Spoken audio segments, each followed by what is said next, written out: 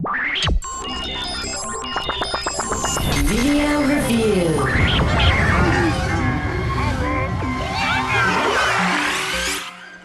Spore is a great and interesting game that does a lot of different things. The concept sounds very ambitious. You create a single cell and guide it through 5 stages of the evolutionary process, from simple building block to galactic civilization.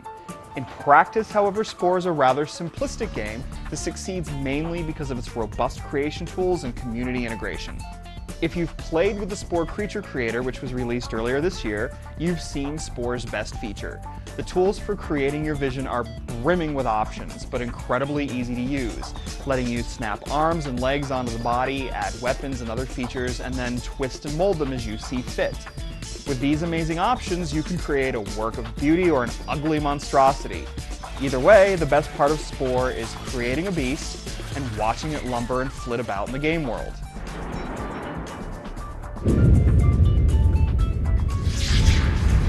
In a game of Spore proper, however, you'll start much more simply. You start with a 2D cell on the first stage and swim around looking for food and new parts while avoiding fish that would gobble you whole.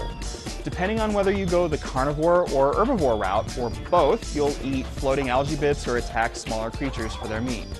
It's incredibly simple and plays like a cross between the games Flow and Pac-Man. You'll graduate to the second stage, the creature stage, pretty quickly. You'll be able to add some appendages, but you won't have the full set of creation options yet. Once you're ready, you take your evolved creature to land and wander about, either making friends, driving other nests to extinction, or both. If you go for violence, you have up to 4 attacks to use. If you want to make friends, you have 4 social options like singing and dancing. The joy of this stage is finding new parts to use for your creature and gawking at, or running from, the charming and hideous creatures inhabiting the world. The gameplay itself is really simple and not all that engaging.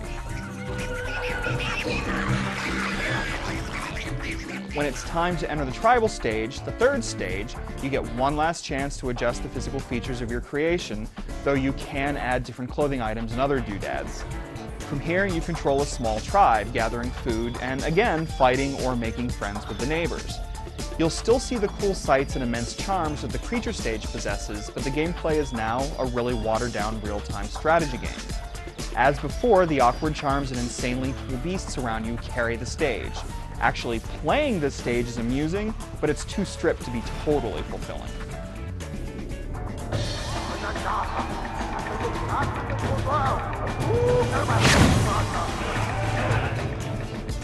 The civilization stage loses some of the charms of the creature-oriented stages, but does at least add some more complex elements. You'll also be creating some more stuff, like houses and vehicles, and the tools are simply incredible, just as you'd expect. There are a few thin additional layers of gameplay here, such as being able to take other cities by force, religious conversion, or economic means, but all 3 play almost exactly the same way. Again, it isn't the gameplay that you'll enjoy as much as the little things, like seeing your giant holographic creature preaching over an enemy's city, or messing with the customizable music options. And finally, you have the space stage, in which you fly about in your ship from star to star and planet to planet. In this stage, you encounter various civilizations, and again, you can choose to befriend them or wipe them out. This works somewhat like the creature stage in the sense that you control only your own ship and can be accompanied by a few friendly craft from allied nations. But the scope is enormous, and the customization tools expand to let you terraform planets, which isn't just for cosmetic purposes, but also lets you make it possible for new colonies to expand. This is the one stage that stands on its own, though it isn't nearly as deep as most given space exploration games. It is very charming though, and you'll spend a good amount of time running simple missions for your galactic neighbors, who speak in an amusing variation on the usual Simlish.